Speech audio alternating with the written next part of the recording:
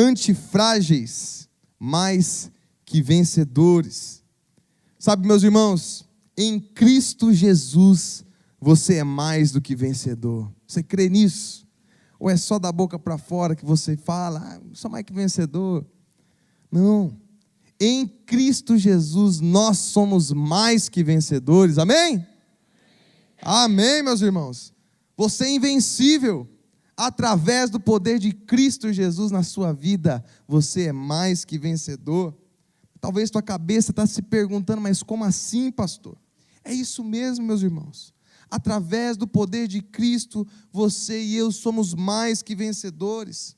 Para pensar um pouquinho aí, na sua vida, em tudo que você já viveu até aqui. Quantas lutas você já enfrentou. Quantos problemas, quantas crises que você teve que passar, suportar, e quantas delas você venceu. Se você não fosse mais que vencedor em Cristo Jesus, você não estaria hoje aqui para poder contar da tua história, para poder contar das coisas que Cristo tem feito dia após dia na tua vida. Sabe que algumas semanas atrás, eu estava dando uma pesquisada sobre alguns conceitos na área de investimentos financeiros, e eu me deparei com um conceito que eu achei muito interessante. Eu nunca tinha visto esse conceito, que é o conceito da antifragilidade. Antifragilidade. É um conceito que foi criado pelo mega investidor, ele é libanês, matemático e tudo mais, chamado Nassim Taleb. E esse camarada, ele desenvolveu esse conceito para ilustrar alguns tipos de investimento e os tipos de investimento que nós devemos ter na nossa vida. Mas pensando nesses conceitos que são conceitos seculares, eu comecei a enxergar que não tem nada de secular nesses conceitos, mas que eles são tão antigos e muito presentes na palavra de Deus, na Bíblia. Então, para nós compreendermos esse conceito sobre o que é antifrágil, o que é essa antifragilidade, nós precisamos então entender a seguinte tríade: frágil, robusto e antifrágil. Esses três conceitos nós precisamos compreender, e o primeiro deles então, frágil. Vamos entender um pouquinho esse conceito. O que é frágil?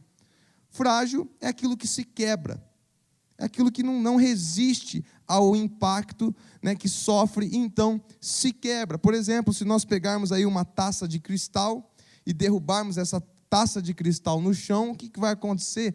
Ela vai se quebrar, ela não vai resistir ao impacto, ela vai se despedaçar por completo, e de uma forma tão terrível que não tem como mais depois a gente restaurar aquela taça, vai ter que jogar fora, comprar outra.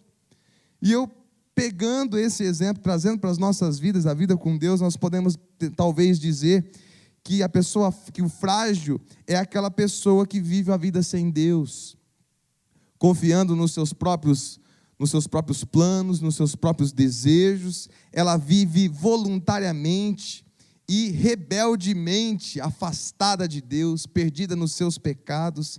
É alguém frágil, é alguém que certamente vai se dar muito mal na vida. Tem um outro conceito, então, robusto. O que é robusto? Robusto é algo que é mais resistente, é algo que não se quebra facilmente, é algo que suporta até um certo ponto as pressões, as dificuldades e os impactos. Então, para ilustrar aqui, a gente poderia pensar num copo de plástico, porque quando você derruba um copo de plástico, ou talvez uma garrafinha de plástico no chão, ela não se quebra, mas, dependendo da pressão que é aplicada sobre esse objeto, ele pode se quebrar, ele pode, então, se desfazer por completo. E o que é pior, é que tanto o frágil quanto o robusto, eles não têm nenhum benefício por passar por um momento como esse, de sofrimento. Como, por exemplo, eu disse ainda há pouco sobre o frágil. Quando aquela taça de cristal se despedaça, ela não tem benefício nenhum em se despedaçar. O robusto, quando ele cai no chão, tem aquele impacto, não se quebra, resiste. Aquele copo, ele não tem benefício nenhum com aquilo. Ou aquela pessoa que é robusta, ela não tem benefício nenhum com aquele impacto. E aqui nós podemos, talvez aqui no robusto, nós podemos pensar naquela pessoa religiosa, que vai toda quinta-feira no culto, todo domingo, lê a Bíblia, talvez participa até da Unibim, aprende da palavra de Deus, mas quando vem o primeiro vendaval, ele resiste. Quando vem o segundo vendaval, ele dá uma desanimada, mas continua firme. Quando vem o terceiro vendaval, a terceira dificuldade, ele desiste de tudo, ele abandona a sua fé e continua seguindo a vida do seu próprio modo, do seu próprio jeito. E por fim, o terceiro conceito aqui da antifragilidade é o conceito antifrágil. É algo que é resistente, mas ele não é apenas resistente, ele também se beneficia com o choque sofrido, com o impacto sofrido, se tornando ainda mais forte. Então aquilo que é antifrágil é algo que mesmo que caia, é algo que mesmo que enfrente um choque ou uma situação difícil ou uma tribulação, ele não se quebra e mais do que isso, ele se torna ainda mais forte. Talvez o que eu poderia usar aqui para ilustrar o que é antifrágil, eu poderia dizer a igreja de Jesus. A igreja de Jesus é antifrágil. Quando nós olhamos no primeiro século, os cristãos sendo perseguidos, morrendo, sendo martirizados, e o que acontecia com a igreja? Ela crescia e se espalhava, e quanto mais cristãos eram mortos, mais conversões haviam. Isso é ser antifrágil, é o oposto da fragilidade. Em analogia aqui, esses são os verdadeiros cristãos. Aqueles que amam a Deus e vivem de acordo com o seu propósito, mesmo quando sofrem, mesmo quando enfrentam lutas, mesmo quando enfrentam adversidades, eles não sucumbem. Sabe o que acontece com a vida do crente? Quando ele passa por dificuldades, ele fica ainda mais forte. Ele é ainda mais fortalecido por Deus, ele não se quebra, ele permanece de pé, confiando no Senhor. Na palavra de Deus, milênios antes do autor Nassim Taleb desenvolver esse conceito de antifrágil, Paulo ele já havia escrito sobre isso no livro de Romanos, capítulo 8, e ele nos diz que em Jesus nós somos mais do que vencedores. Nesse texto ele diz isso.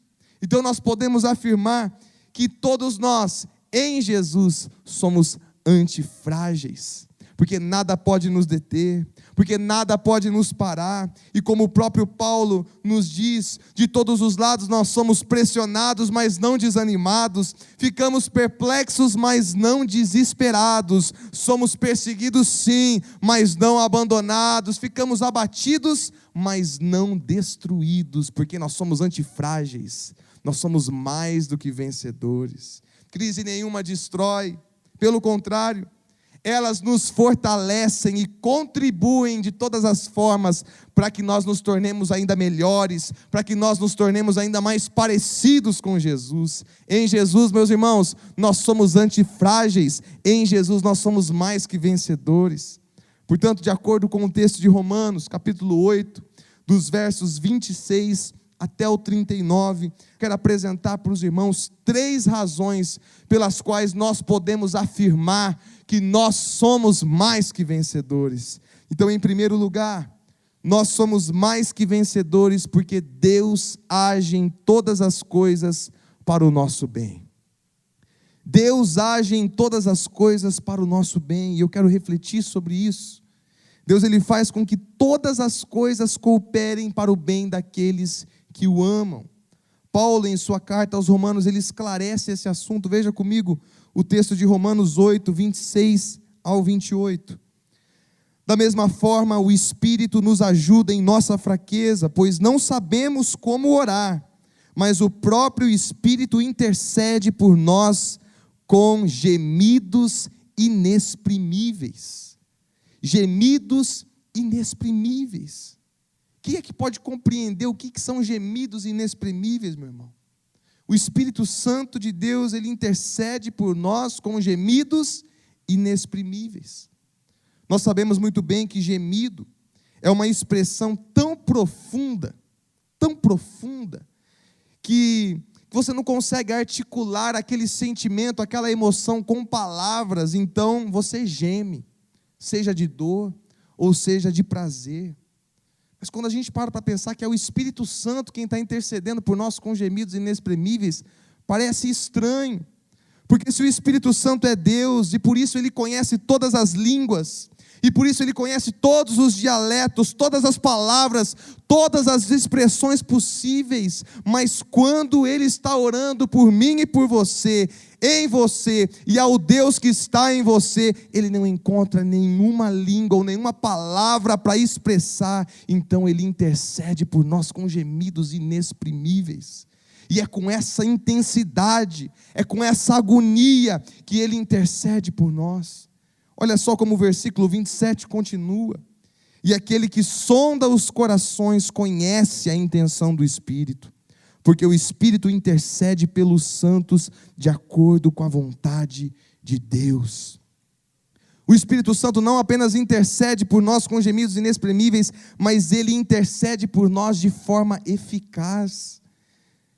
Se eu não sei como orar, o Espírito Santo ora por mim, ele intercede por mim, mas ele não intercede de qualquer forma, ele intercede por nós de acordo com a vontade de Deus. Ele jamais vai interceder por mim e por você de uma forma desafinada com a vontade de Deus. E olha só como o verso 28 conclui: sabemos que Deus age em todas as coisas para o bem daqueles que o amam, dos que foram chamados de acordo com o seu propósito. Perceba aqui que Paulo, ele inicia essa frase com a palavra sabemos, é algo certo, ele está convicto naquilo que ele está dizendo, ele não está dizendo sentimos, ele não está dizendo achamos, ele diz sabemos, e sabemos que Deus age em todas as coisas para o bem daqueles que o amam. Mas é importante ressaltar aqui, meus irmãos, que neste versículo, Paulo, ele não está dizendo que só acontecem coisas boas em nossas vidas. Perceba isso, não se engane. Não acontecem apenas coisas boas em nossas vidas. Porque existe essa ideia equivocada de que crente não sofre. Existe essa ideia equivocada de que crente não fica doente, de que crente não perde o emprego, de que crente não é assaltado, de que o cristão, ele não sofre bala perdida, de que o cristão não chora o luto e a morte dos seus queridos. Porque sabe, meus irmãos, a vida cristã, ela não é uma colônia de férias. A vida cristã, ela não é você ser intocável, ela não é você viver preso em uma estufa. Sabe de uma coisa, meus irmãos? Coisas ruins acontecem com gente de Deus. E Paulo, nesse texto, Paulo não está dizendo que todas as coisas trabalham coincidentemente para o nosso bem. Não é uma coincidência, não tem misticismo, sabe por quê? Porque o cristão, ele não acredita na sorte, o crente não acredita em horóscopo, preste bem atenção nisso. O cristão, ele não acredita em feitiço, macumba, olho gordo, gato preto, azar. O crente não acredita em sexta-feira 13, meus irmãos, e muito menos em superstição. Crente não acredita que as coisas acontecem por si mesmas, porque nós cremos que é Deus quem está no controle das nossas vidas. É Deus quem opera tudo em nossas vidas. E que Ele não é pego de surpresa quando lutas e adversidades chegam até nós. Então, se você está enfrentando aí uma luta, isso não pegou Deus de surpresa de jeito nenhum. Nesse texto, Paulo também não está dizendo que todas as coisas cooperam para o bem de todas as pessoas. Você ouviu isso aqui? Paulo não está dizendo que todas as coisas cooperam para o bem de todas as pessoas. Porque a Bíblia diz em Provérbios 22, verso 8, que quem semeia vento colhe tempestade. Porque a palavra de Deus diz em Gálatas 6, verso 8, que quem semeia na carne, da carne colhe corrupção. Mas se você já rendeu a sua vida a Cristo, meu irmão, você é filho de Deus. E se você é filho de Deus, todas as coisas que acontecerem na sua vida cooperam para o seu bem. Deus faz cooperar para o seu bem. Deus faz com que tudo coopere para o bem e para que você seja mais que vencedor em Cristo Jesus. Talvez diante de tudo isso que está sendo dito aqui nessa noite, você concorde, é tudo muito lindo isso aí, pastor, maravilhoso. Mas sabe, como é que pode ser verdade um negócio desse? Como é que pode ser verdade isso aí, pastor? Porque minha vida está de cabeça para baixo, minha vida está uma bagunça, eu não estou entendendo mais nada. Não estou compreendendo, eu não consigo entender o que Deus está querendo fazer em minha vida, porque olha só como está a situação lá na minha casa, olha como está a situação nas minhas finanças, olha como está a situação, ó Senhor, o que eu faço diante de tudo isso? Eu não entendo, eu não compreendo. É verdade, meu irmão. Talvez você não está entendendo nada. E sabe o que acontece às vezes na minha vida? Eu também não entendo nada. Também fico me perguntando e não consigo entender. Mas aí a gente não pode se esquecer de um detalhe muito importante, que muitas vezes a gente se esquece. É que Deus nunca prometeu que a gente entenderia tudo. Já parou para pensar nisso? Me mostra na palavra de Deus onde está escrito que Deus faria com que a gente entendesse tudo nessa vida. Não tem nenhum lugar. Ele não prometeu que nós compreenderíamos tudo. Mas se você não está entendendo o que Deus está fazendo, sabe o que você pode compreender? Você pode compreender o seu Deus. Você pode conhecer o seu Deus. E sabe quem que é o seu Deus? O seu Deus é o soberano, meu irmão. O seu Deus é aquele que é bom, é aquele que é fiel. Ele é seu Pai. E Ele não está trabalhando contra você, mas Ele está trabalhando em seu favor. Sabe, conta-se uma história de que o grande cientista Albert Einstein, depois que ele ficou muito famoso com aquela teoria dele da relatividade, conta-se então que ele, acompanhado da sua esposa, foi chamado para ir para os Estados Unidos, passar por várias entrevistas, palestras, e em uma das reportagens que eles deram, a repórter perguntou para a esposa do Albert Einstein o seguinte, ela perguntou assim, a senhora compreende essa complexa teoria que o seu marido desenvolveu, a teoria da relatividade? Sabe o que ela respondeu? Ela respondeu assim, olha, eu não compreendo a complexa teoria da relatividade que o meu marido desenvolveu, mas eu compreendo o meu marido. Eu entendo o meu marido, eu conheço o meu marido. E aqui vai algo que cada um de nós aqui nessa noite precisa prestar atenção. No momento que você conhece quem é Deus, o seu coração descansa. Talvez você não é capaz de compreender tudo aquilo que Deus está fazendo na tua vida hoje. Mas uma coisa você pode compreender, você pode conhecer o seu Deus, e Ele não é sádico, Ele é um Deus bom e fiel, e Ele está fazendo com que todas as coisas cooperem para o bem daqueles que o amam. Nele você é antifrágil, nele você é mais que vencedor, meu irmão. E Paulo ele continua em Romanos 8, 29 a 30, da seguinte forma: pois aqueles que de antemão conheceu também os predestinou para serem conformes à imagem de seu Filho, a fim de que ele seja o primogênito entre muitos irmãos. E aos que predestinou também chamou, aos que chamou também justificou, aos que justificou também glorificou. Deus age em todas as coisas para o bem daqueles que o amam. Mas que bem é esse? Que bem é esse? E a resposta está aqui: sermos conformes à imagem de seu Filho Jesus.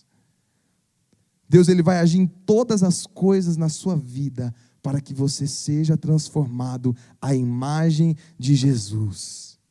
Você pode até ser rico, famoso, bem-sucedido em tudo que você faz, mas o propósito pelo qual Deus vai fazer com que todas as coisas cooperem para o seu bem, não é para você ser bem-sucedido aos olhos deste mundo, mas sim para que você se torne ainda mais parecido com Jesus. E é isso que significa ser mais que vencedor. Esse é o bem maior que nós podemos ter. Deus fará com que todas as coisas cooperem para o bem daqueles que o amam. É por isso que nós somos mais que vencedores, meus irmãos. Em segundo lugar, nós somos mais que vencedores porque Deus é por nós. Deus é por nós, meus irmãos. Deus ele não é contra nós, Ele é por nós. Quando nós sofremos, quando nós passamos por uma situação difícil na nossa vida, eu já experimentei disso, a gente tem aquela tendência errada de logo já dizer, puxa, se está difícil é porque Deus está me punindo. Eu devo ter feito alguma coisa muito má, muito errada, para Deus estar permitindo que isso aconteça na minha vida. Deve ser castigo, deve ser punição, não é possível. Ou talvez esse Deus que eu tenho acreditado que é tão bom assim, não tem nada de bom não, Ele é muito ruim. Mas Paulo diz, não, Deus é por nós. Veja só a continuação do texto em Romanos 8, 31. Que diremos, pois, diante dessas coisas, se Deus é por nós, quem será contra nós? Olha só que garantia tremenda que a gente tem. Que diremos, pois, diante dessas coisas? Que coisas, meus irmãos? Todas as coisas que têm acontecido e que Deus tem usado ao nosso favor. Tudo o que foi dito já até aqui. Então, se Deus é por nós, quem é que pode ser contra nós? Aqui Paulo ele faz uma retórica onde a resposta fica óbvia: nada e ninguém. Por isso preste atenção a isso. Deus trabalha em nosso favor. Deus trabalha de todas as formas ao nosso favor. Qualquer visão que você tenha de um Deus irado, de um Deus ausente, de um Deus castrador, estraga prazeres, de um Deus cruel, qualquer visão desse tipo está equivocada, está errada, está distorcida, porque Deus não é contra nós, meus irmãos, Deus é por nós. As intenções de Deus, elas são sempre abençoadoras. Ele é o Deus que luta ao nosso favor. Pastor, mas como é que eu posso saber que isso é verdade na minha vida? Uma coisa o Senhor está falando aí, como que eu posso saber que isso de fato é verdade? Olha só, como o próprio apóstolo Paulo, ele continua e ele responde essa própria indagação. Veja no versículo 32, aquele que não poupou o seu próprio filho, mas o entregou por todos nós, como não nos dará com ele de graça todas as coisas? Preste atenção aqui, meu irmão. Deus, ele é tão por nós, que ele deu o seu filho por todos nós. E se ele não poupou o seu único filho, ele certamente não deixará de nos dar tudo o que seja necessário para o cumprimento do seu eterno propósito em nossas vidas, que é nos tornar a sua imagem e semelhança. E veja como o versículo 33 continua: quem fará alguma acusação contra os escolhidos de Deus? É Deus quem os justifica. É Deus quem te justifica. Deus, ele escolheu não imputar o nosso pecado contra nós. Então quem é que vai nos condenar? É Deus quem nos justifica. Ele escolheu não nos tratar segundo os nossos pecados. Afinal de contas, ele não poupou nem o seu próprio filho por amor de nós. E veja o versículo 34. Quem os condenará? Foi Cristo Jesus que morreu e mais, que ressuscitou e está à direita de Deus e também intercede por nós. Jesus Cristo morreu e ressuscitou em nosso favor. Então quem nos condenará? Se tudo que nós deveríamos ter recebido como fruto do nosso pecado já foi derramado sobre Jesus, afinal de contas, o castigo que nos trouxe a paz estava sobre ele. Jesus já resolveu que não vai nos tratar de acordo com os nossos pecados, meus irmãos, porque ele cancelou o nosso passado e mais, ele ainda intercede por nós. Mas não é que Deus está bravo com a gente, e aí então vem Jesus para nos proteger de Deus, para nos defender de Deus. Talvez Deus chegue assim e fale: eu vou matar todo mundo, cansei da humanidade, estou de saco cheio, vou matar todo mundo. E aí de repente vem Jesus assim, montado num cavalo branco, e fala: pai, pelo amor de Deus, não faz isso, não faz isso, por favor. Não, não é assim, meus irmãos, não é dessa forma, até porque Deus é por nós, Deus luta ao nosso favor. Jesus, ele é o nosso mediador, e ele tomou sobre si os nossos pecados, ele morreu a nossa morte. É isso que significa ele ser aquele que intercede por nós. Creia nisso, meus irmãos. Deus é por você. Deus é por você. E se Deus é por você, quem é que vai ser contra você? Deus te justifica, e se Deus te justifica, quem é que vai poder fazer qualquer acusação contra você? Deus entregou seu filho para morrer por você e te livrar de toda condenação. E se ele fez tudo isso, quem é que vai poder te condenar? O único que poderia te condenar, ele te perdoa, ele te torna livre, ele te dá uma nova oportunidade. Quem é que vai poder te condenar? Nada e ninguém. Porque em Jesus nós somos mais que vencedores. Porque em Jesus nós somos antifrágeis. O Senhor é por nós. Amém? E por fim, meus irmãos, em terceiro lugar, para nós terminarmos, nós somos mais que vencedores. Nós podemos afirmar que nós somos mais que vencedores, porque nada pode nos separar do amor de Deus.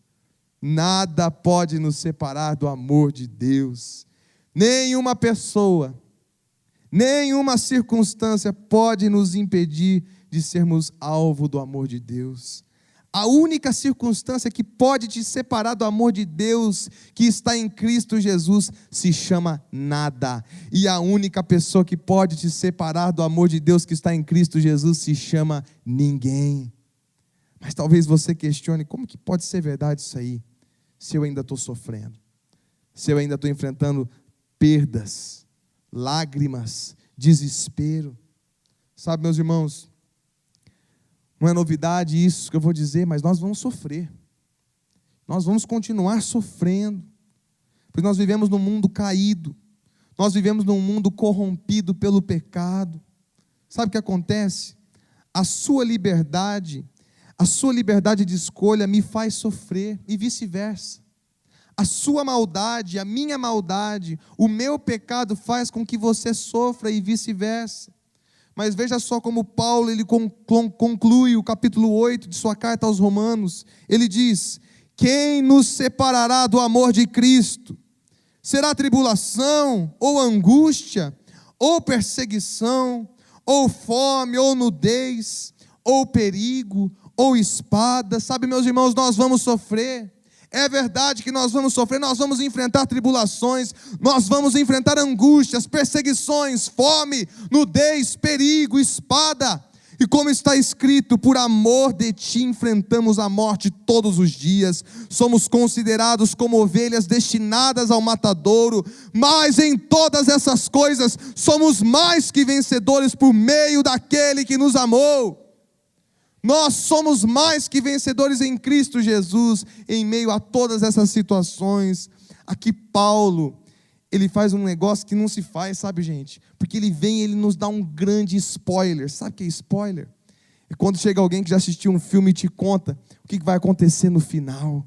Paulo, ele faz exatamente isso, ele já chega, ele já conta o último capítulo da minha história e da sua história, porque mesmo em meio a todos esses sofrimentos que nós vamos enfrentar, e que nós estamos enfrentando, o final já está escrito, e nós somos mais que vencedores, meus irmãos, o final já está escrito. Jesus, ele nos torna antifrágeis. O que vem para nos destruir, o que vem para nos derrubar, contribui para nós nos tornarmos ainda mais fortes, para nós nos tornarmos ainda mais parecidos com Jesus. Nós somos mais que vencedores por meio daquele que nos amou. Então é igual você assistir um filme pela segunda vez. Você já teve essa experiência, está lá assistindo um filme pela segunda vez, você já sabe que no final vai dar tudo certo, mas está naquele momento de tensão no filme que parece que vai dar tudo errado. Mas como você já conhece o final, a vontade que dá é de você entrar naquela tela e você falar para o personagem: calma, fica tranquilo, vai dar tudo certo. Eu já vi lá no final. Calma, vai dar tudo certo. Meus irmãos, calma, vai dar tudo certo. Porque o último capítulo da tua vida já foi escrito, e lá está escrito que nós somos mais que vencedores em Cristo Jesus. A vitória final já é nossa. E então não haverá mais choro, e então não haverá mais angústia, e então não haverá mais sofrimento. O último capítulo já está escrito, e lá está escrito que em Jesus, eu e você, a igreja do Senhor, nós somos mais que vencedores. Diante disso, veja só como Paulo ele conclui nos versos 38 e 39. Pois estou convencido de que nem morte, nem vida, nem anjos, nem demônios, nem o presente, nem o futuro, nem quaisquer poderes, nem altura, nem profundidade, nem qualquer outra coisa na criação será capaz de nos separar do amor de Deus que está em Cristo Jesus, nosso Senhor. Que garantia tremenda, meus irmãos! Que garantia tremenda que nós temos, é que nada pode nos separar do amor de Deus que está em Cristo Jesus. Então você pode sim nomear o seu problema, sabe por quê? Porque ele não pode te separar do amor de Deus que está em Cristo Jesus, nosso Senhor. Mas pastor, sabe o que o médico me falou, pastor? O médico disse que a minha doença não tem cura. Essa doença, meu irmão, não pode te separar do amor de Deus que está em Cristo Jesus, nosso Senhor. Pastor, mas alguém morreu, meu marido morreu, meu filho morreu, Olha que situação que eu estou vivendo, pastor. Essa perda não pode te separar do amor de Deus que está em Cristo Jesus, nosso Senhor. Está doendo, pastor, está difícil demais, eu estou pensando em desistir. Essa dor não pode te separar do amor de Deus que está em Cristo Jesus, nosso Senhor. Você vai sofrer sim, meu irmão, mas o final já está escrito. Em Jesus nós somos mais que vencedores. Por isso, quando as adversidades se levantarem contra você, diga em voz alta: em Jesus eu sou mais que vencedor. Em Jesus eu sou mais que vencedor. Ei, Satanás, ei, adversários, eu já conheço o capítulo final. Ei, doença, ei, luto, eu já conheço o capítulo final. Ansiedade, depressão, medo, morte, eu já conheço o capítulo final. E o capítulo final diz que em Jesus eu sou mais que vencedor.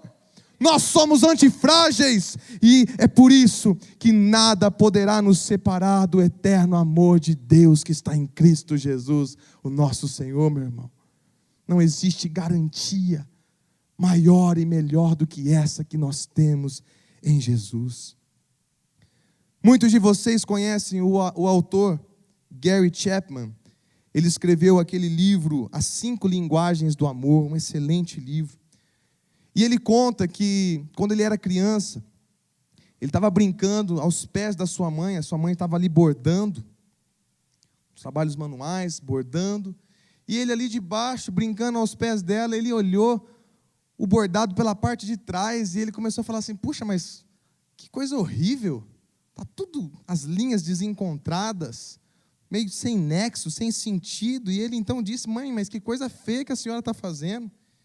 E a mãe pacientemente pegou ele, colocou ele no colo, mostrou a parte da frente do bordado. E ele ficou ali todo encantado, então agora vendo por um outro ângulo, aquilo que antes parecia ser tão feio, agora algo tão bonito, tão harmônico, desenho, as cores, o capricho, a beleza daquele pedaço de arte. Sabe, meus irmãos, eu vejo que às vezes nós somos como uma criança, olhando para o bordado da vida pelo lado do avesso. Nada faz sentido, não dá para entender nada, uma bagunça, é feio, dói. Mas sabe, meus irmãos, no capítulo final, no último dia, Deus vai nos colocar em seu colo e Ele vai mostrar a nossa vida de cima para baixo. E então nós vamos entender que Deus sempre esteve trabalhando para que todas as coisas cooperassem para o nosso bem. E aí nós vamos compreender que Deus sempre agiu em nosso favor. E nós vamos então comprovar que nada pôde nos separar do seu eterno amor. Em Jesus nós somos antifrágeis. Em Jesus nós somos mais que vencedores. Feche os seus olhos, meu irmão, eu quero orar por você nessa noite. Oh, Jesus, nós não precisamos compreender, Pai, nós apenas queremos a Tua presença conosco. Nós apenas queremos consolo e graça na porção exata para cada dia viver na dependência do Senhor. Nos ajuda a confiar, Senhor, que nós podemos todas as coisas em Ti, Senhor. Que em Ti nós somos mais que vencedores. Nós estamos confiando. Eu peço a Deus que o Senhor fale a esse coração que chegou aqui hoje quebrado, moído. Que essa palavra gere ânimo, que essa palavra gere vida, Senhor. Na garantia de que o capítulo final já está escrito. E em Ti nós somos mais que vencedores. Ó Deus, ajuda-nos na nossa falta de fé. E capacita-nos a crer. Missionária Central de Maringá